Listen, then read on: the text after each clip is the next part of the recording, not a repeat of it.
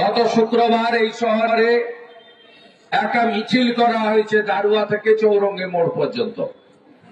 সেই মিছিল থেকে যেভাবে সাম্প্রদায়িক উস্কানি দেওয়া হয়েছে, কোথাকার সম্বলের ঘটনা, কোথাকার আজমিরের কি ঘটছে, কোর্ট কি বলছে, ওয়াকফের কি হবে, তাই নিয়ে এখানে গরম গরম আওয়াজ দেওয়া হয়েছে।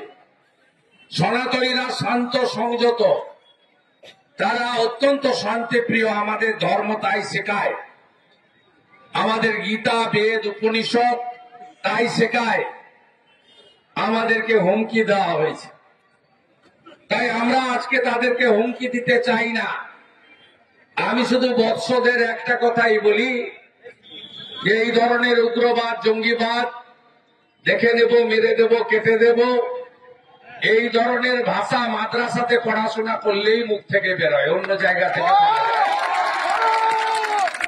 বেশি লাফালাফি করবেন না। কতগুলো অর্বাচীন ঢাকায় দাঁড়িয়ে কাল বলছে 4 ঘন্টার মধ্যে নাকি কলকাতা দখল করবে। ওই লোকগুলো কোন স্কুল কলেজে পড়েছে বলে জানা নেই আমার, বিজ্ঞানের ন্যূনতম ধ্যান ধারণা আছে বলে জানা নেই, কতগুলো মাদ্রাসাতে পড়েছে, ওই জন্য ঢাকা থেকে ওই ধরনের কথাবার্তা বলছে। আমাদের হাসিমারা বিমান ঘাঁটিতে ভারতীয় নৌসেনা যে রাফেল বিমানগুলো রাখা আছে না, তার একটা যদি পাঠিয়ে দেওয়া হয়, শুধু আওয়াজেই ওদের প্যান্টে বাথরুম হয়ে যাবে। আমি বলতে পারি, ভারত কত বড় সামরিক শক্তি ধরে এটা রাশিয়া জানে, আমেরিকা জানে, চীন জানে। ভারত থেকে পেঁয়াজ আর আলু না গেলে যাদের খাওয়া জোটে না, ওদের নুন তৈরি হয় কাঁচা নুন, যেমন দাদন পাত্র বাড়ি তৈরি হতো।